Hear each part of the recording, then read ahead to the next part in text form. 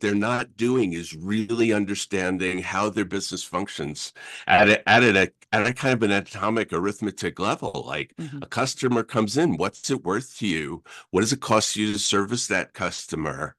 Things like that. How do you grow your business? Well, how many customers do you want? Mhm. Well, I don't know. It's like, well, how much money do you want? Oh, okay, that they know. Mhm. And then they can, you figure out, well, what's a customer worth, and you divide it and you say, oh, I need it. Welcome to the Business Ownership Podcast, brought to you by Awareness Strategies, helping you navigate the waters between entrepreneurship and ownership. Hey there, peeps. This is Michelle Nedelec, and I am super glad that you're here with us today because I am here with my most amazing guest, Paul. Paul, thank you so much for being here with us today. Well, thank you for having me, Michelle. Absolutely. So give everybody a highlight of who you are and what you do for business. So I hesitate to use this word because it's been so filled with noise lately. I started being a business coach in 1996. Nice. And my slogan from a previous company was changing the world one entrepreneur at a time. And I strongly desire to do that. I used to coach and advise giant technology corporations. And one day I woke up and I realized that those just weren't my people. My people are entrepreneurs. And what I do and have great joy in doing is working with entrepreneurs to increase their businesses faster without doing a lot of extra work, and ideally returning them more to the areas of their life that they are most committed to. Yahoo! You're singing to the choir. So let's back up the bus a little bit. What happened in 96 that made you decide you wanted to get into business coaching? Oh, quite literally, I woke up in bed one day, and as we do actually every day, but I woke up in bed and the voice in my head said, "You're not doing your life's work and you'd better get busy." That was it. And I was like, what does that mean? I don't know what to do with that. But I quit one of the two jobs, actually one of the three jobs that I'd ever had in my life. I had this fantastic job traveling around the world, working with brilliant people, doing really interesting work as a strategist, a market research-based strategist. But I was doing it for giant companies like IBM and EDS and Anderson Consulting and companies like that. And I woke up with this voice in my head, and I was like, what does that supposed to mean? And what I realized was those weren't my people. We put $100 billion on Cisco's bottom line once. The client I was working with got fired because of it, because we crossed too many political lines. And I realized that, $100 million doesn't mean anything to Cisco. Like it just doesn't. But if I were to add $1 million to the bottom line of Michelle, You it could do would make a that. I would difference, I wouldn't would it? be extremely happy about that, and I wouldn't Yeah. care which political lines I cross. I Just be thought straight not. about that one. So that was really the change for me. It's like, is the work that I'm doing making a difference? And Right. I realized that, and it took some soul searching. It also took some people telling me a lot. What happened was all of my friends started saying, you should be a coach. Coaching was new then. Mhm. And I had worked in I was part of a men's organization, and I was coaching a lot of men in my role in that men's organization. So people were saying to me, "You should be a coach. You should be a coach." I said, "I don't want to be a coach. I'm not interested in people's personal problems. I don't want to be a therapist." That was my response to the whole thing. And some very smart person, I don't know who it was, said to me, "You should coach their businesses. You understand a lot about that."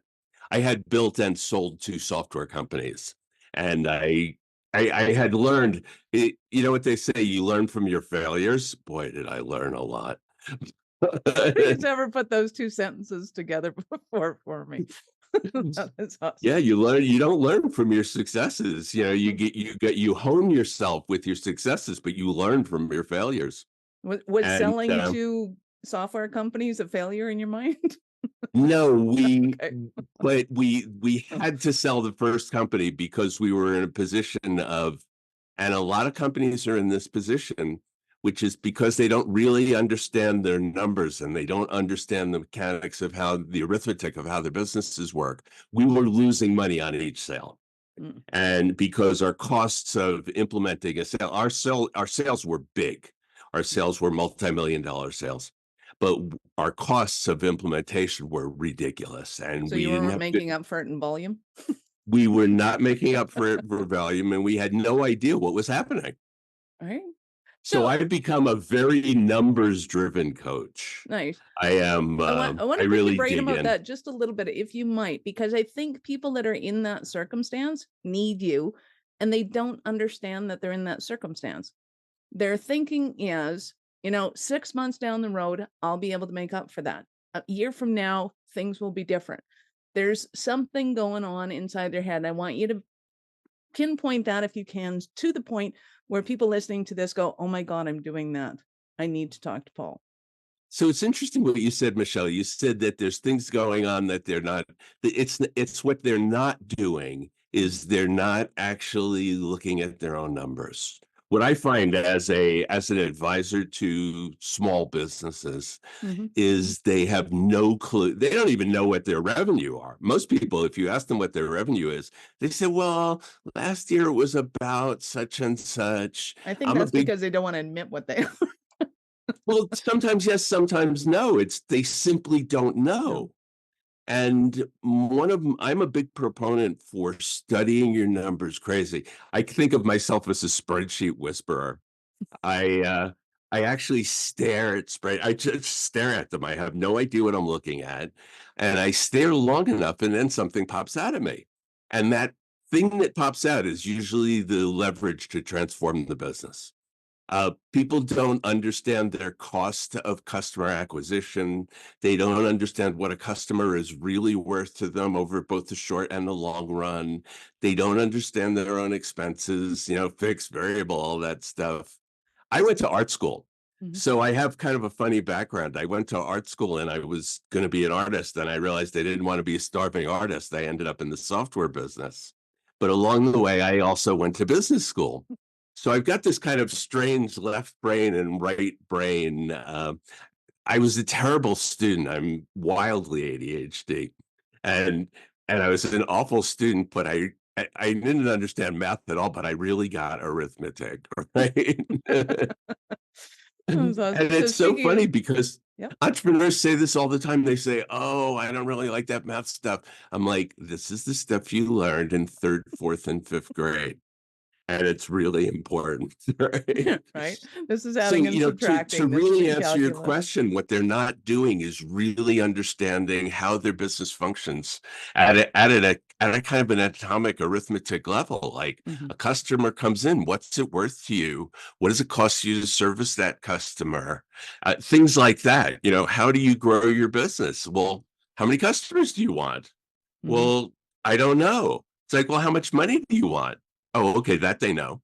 And then they can, you figure out, well, what's a customer worth? And you divide it and you say, oh, I need 25 new customers this year, or maybe I need 500 new customers this year, depending upon your business.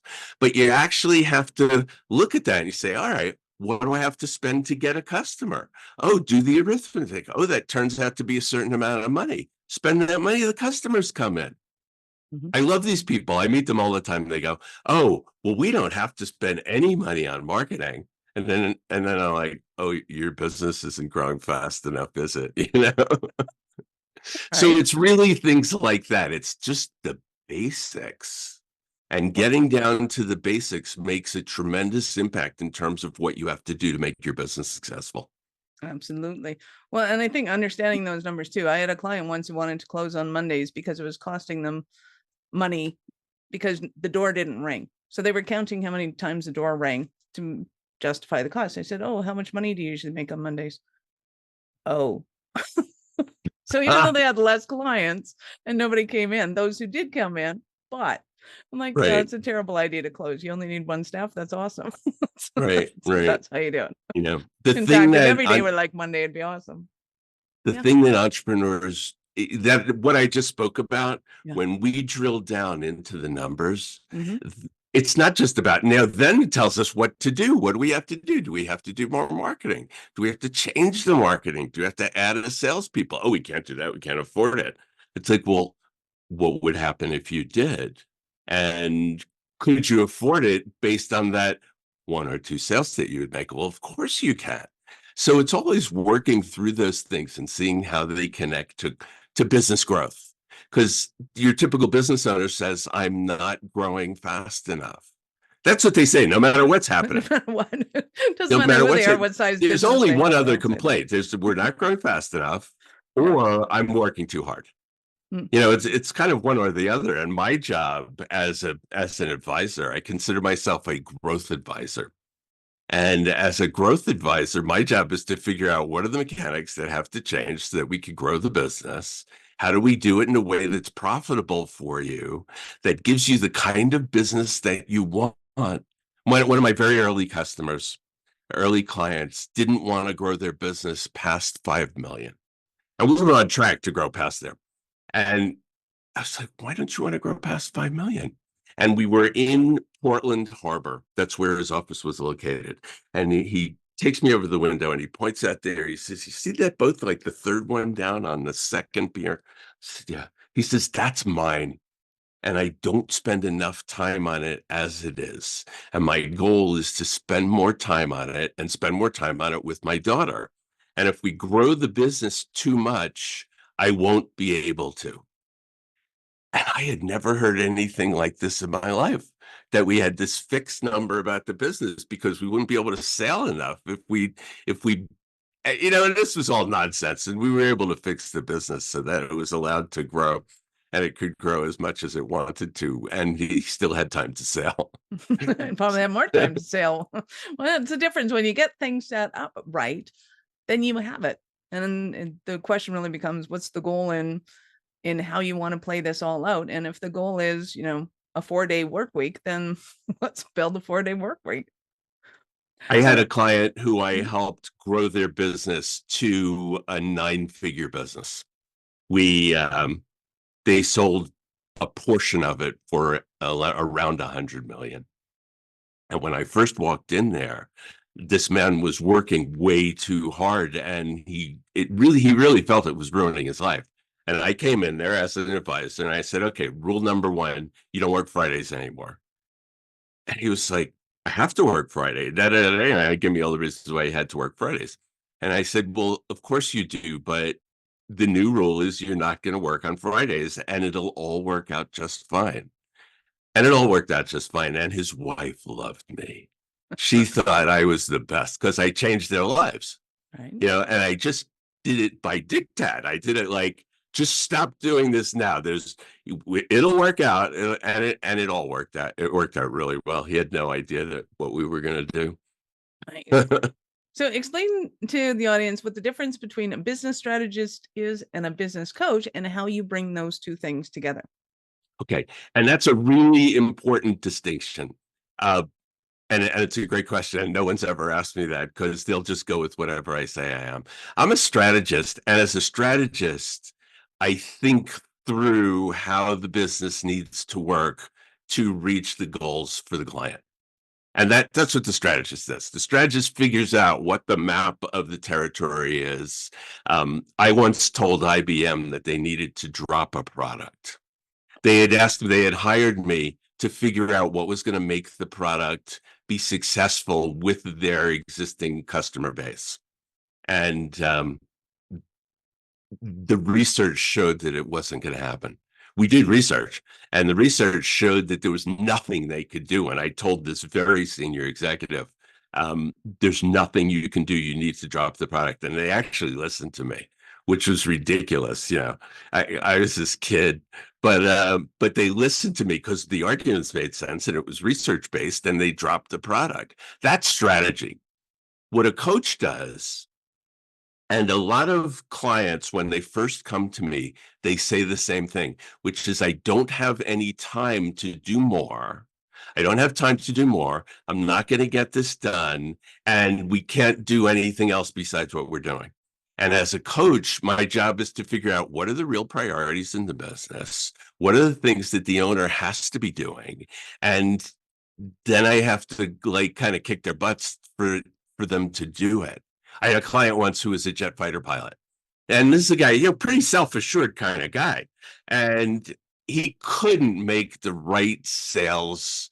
I had redesigned their sales pitch, not their sales pitch, their sales process.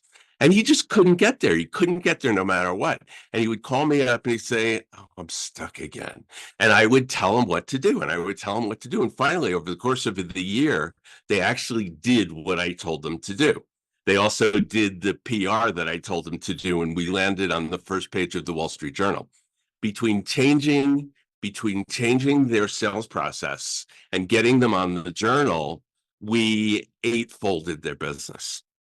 So one part of it was strategy, which was how do you sell and how do you do your PR? And that was all strategy. And then it was like, are you going to do it? Are you going to do it? Do we get you to do it? When are you going to do it? So the coach, I believe what the coach does is the coach helps the client execute. The coach gets the client to execute the things that their natural inclination doesn't want them to do. That when we get them to do it, it makes a huge difference in their business. The strategist part of me figures out what it is they're supposed to be doing. Nice. So let's talk about that natural inclination for a second, because I think a lot of business owners, especially once they've hit a certain level of success in their minds, they think that they know how to do business. And it's like, oh, no, Right. I'll do anything you tell me to do. Talk to me. What's been your experience on that? Clients are all over the map. I've been doing this for, it's almost 28 years. I always have to like stop and think. It's almost 28 years.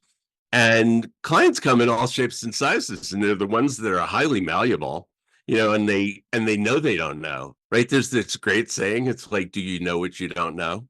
And when you know what you don't know, you're in a very good position.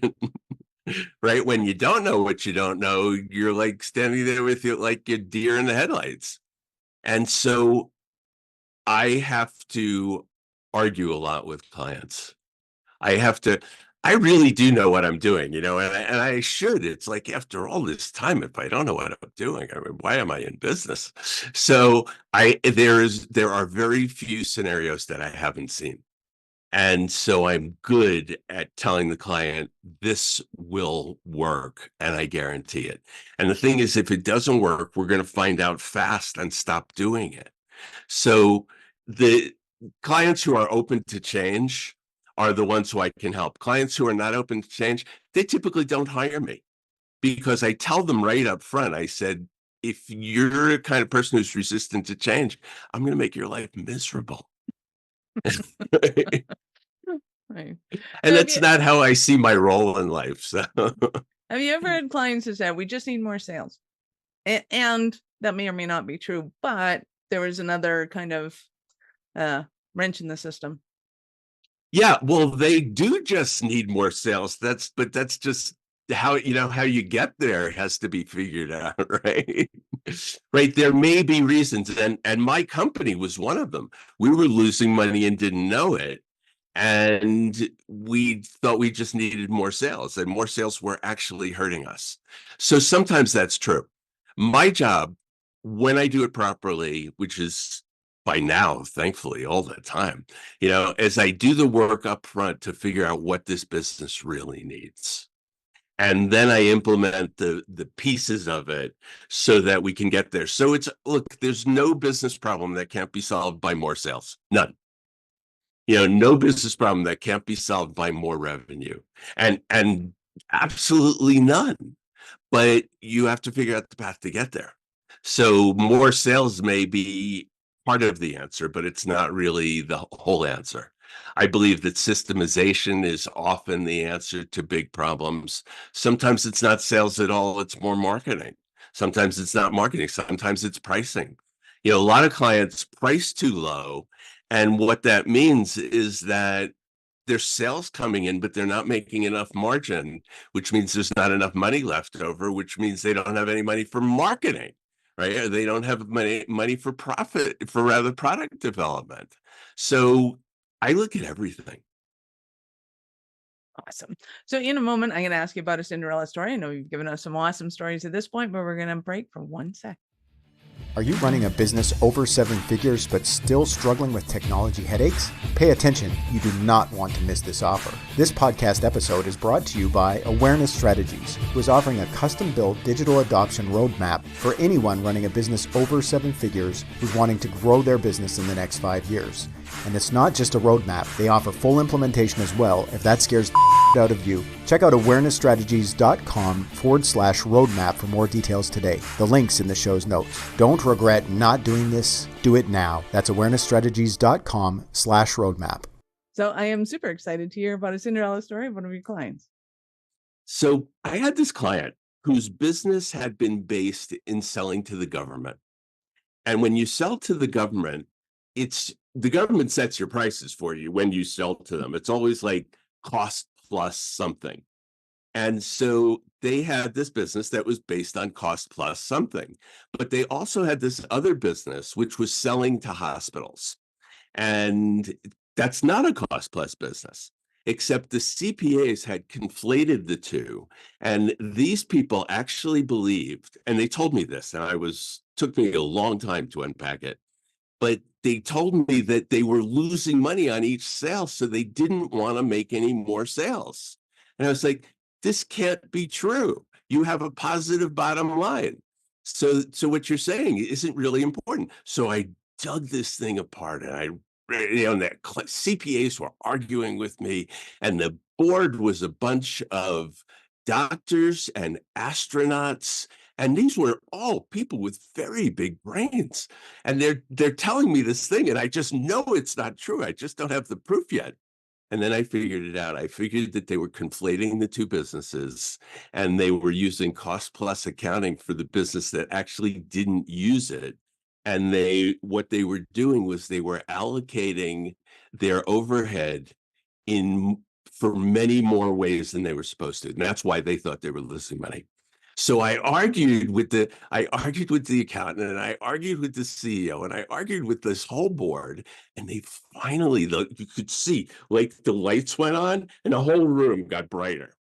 It was like, and they were like, oh, that's what's happening. And then they finally accepted my strategy for how to grow the company through sales and marketing.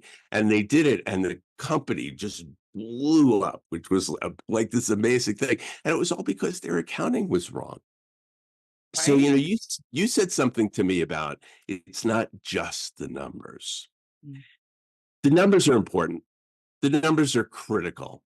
But the numbers, then you have to do something about them, right? It's not just figure out the numbers and your business will get better. It's figure out the numbers and what are you going to do about it, right? And that sounds so silly to say. And I hear myself, I'm like, is that really true? And so for me, the way I work is I use the numbers as guidance. And then that tells me what I'm able to do, what I'm capable of doing inside of the business. And sometimes the numbers just point you in the right direction. I know you said something about how a lot of coaches say raise prices.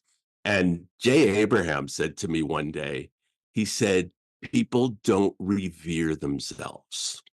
And I remember this. Jay said this to me like 15 years ago. And I remember it. And every day it comes up, which is that your pricing is the way it is because you don't really believe in what you're selling. Mm-hmm. And so when we get people I always look at people's pricing.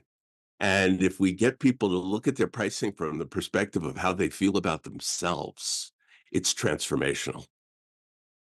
And that can change a business all by itself when the business owner all of a sudden has a greater pride in their product, or if they're a service company, a greater pride in the services that they deliver and are willing to price accordingly, then all sorts of things happen because we've got all this leftover money that we can then use to grow the business with.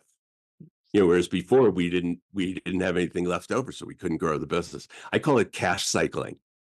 And the cash comes in, And, a lot of people want to put it in the bank, or a lot of people want to take it out of the business. I'm like, okay, you can take some of it out of the business, but we've got to use some of it to grow the business, And when we do that cash cycling and we've raised the prices a little bit, and now we're marketing more and we have more customers coming in and there's more cash dropping out the bottom, and we put that back into marketing, this is what hypergrowth is all about. So that's one of my goals, is to get my clients into that hypergrowth, that cash cycling hyper growth space. Love it.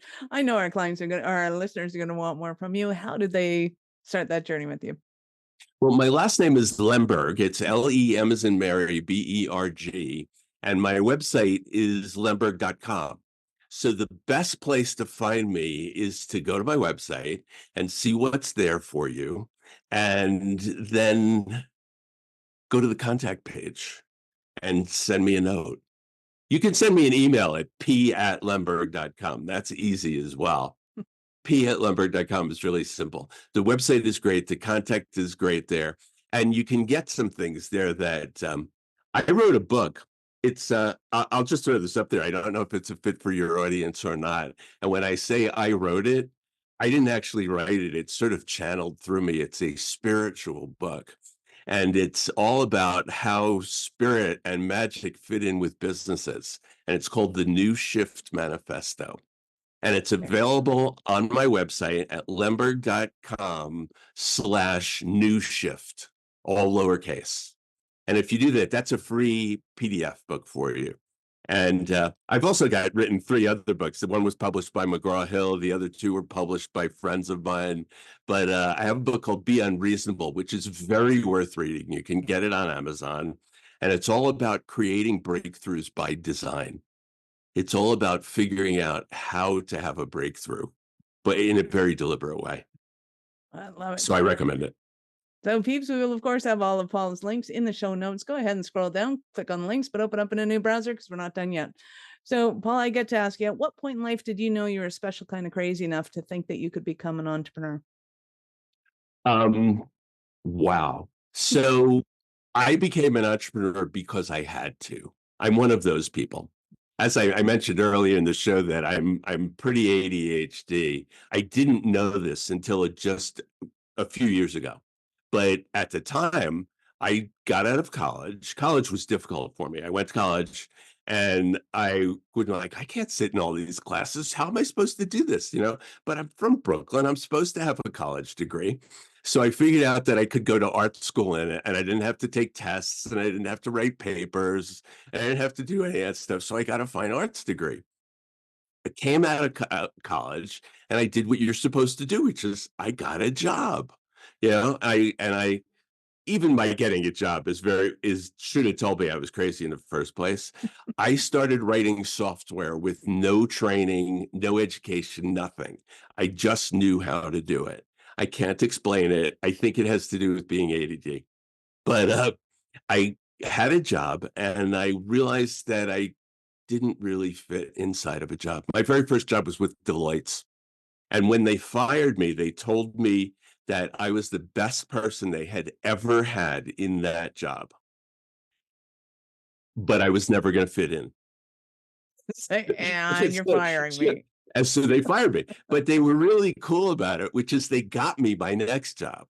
So they got me a job at General Electric, and General Electric was great for me. I was on a sales team, and I really was able to transform who I was, because I was a geek before that. I'm still a geek, but I became a geek with sales and marketing skills while I was there. And I became a geek that really found myself as an extrovert, and which was really great. But I realized that one day I walked into work and I said, they're never going to let me run this place, are they? That was when I realized I had to work for myself. I was too young to even realize that wasn't a question that made any sense, but I knew I had to work for myself. So I never really thought of myself as an entrepreneur. I think of myself as the reluctant self-employed. And I think, we're talking to a lot of people out here. There's a lot of people who are not business builders. I define an entrepreneur as somebody who is willing to take the risks in order to receive greater future reward. Entrepreneurs are risk takers. So if you're not a risk taker, you shouldn't be an entrepreneur. But then there's the kind of entrepreneur that are real business builders. And I was never one of those. I was just somebody who needed to work for myself. And so I built companies. My first company, I had 100 programmers working for me. So I have built companies. I built that with a partner, but the programmers all worked for me. I was the technologist. So I understand what it's like to be that kind of entrepreneur. I'm much more happier as a lone wolf. So I'm one of those lone wolf entrepreneurs. So if you find yourself in one of those categories or the other, it's great. They all work. The key for being an entrepreneur is you know that you want to build something, that you're willing to take the risk, that you're willing to build something, and you're not willing to work for stupid people. You know, if you think your boss is stupider than you are, I know that's very un-PC, but if you think your boss is stupider than you are, how can you suffer that every single day? You get maybe 40 years of work and you get about, you get 50 odd weeks. This time is like, you got to use it well, right? I also like to vacation and travel a lot. So it was very important for me that 2 weeks of vacation wasn't really going to cut it. I've been to 60 countries and I would like to go to about 40 more. So, you need time to do that. Exactly. You have been absolutely awesome. Any last words for our peeps? No, I've been asked by many people over the years, should I quit my job and go work for myself? And I always say the same thing, which is, I'm the wrong person to ask because I'm going to tell you yes, no matter what. Exactly. I believe that it's like life is short. I don't think it's short and nasty and brutal, but I do think it's short. And to use your time for doing something that doesn't totally light you up, I think is a huge mistake. I think you should do things that light you up. I do not believe that do what you love and the money will follow. That's ridiculous. The money doesn't always follow, but do what you love. That's the key to having a great life. I love it. Thank you so much for your time, Paul. I appreciate it, and I know how valuable it is. Thank you for having me, Michelle. I really enjoyed this. Awesome. Peeps, this is Michelle Nedelak. Thank you for being here with us today. Be sure to subscribe to the show and share it with your friends. We love helping entrepreneurs grow. Are you running a business over 7 figures but still struggling with technology headaches? Pay attention, you do not want to miss this offer. This podcast episode is brought to you by Awareness Strategies, who is offering a custom-built digital adoption roadmap for anyone running a business over 7 figures who's wanting to grow their business in the next 5 years. And it's not just a roadmap, they offer full implementation as well if that scares the out of you. Check out awarenessstrategies.com/roadmap for more details today. The link's in the show's notes. Don't regret not doing this. Do it now. That's awarenessstrategies.com/roadmap.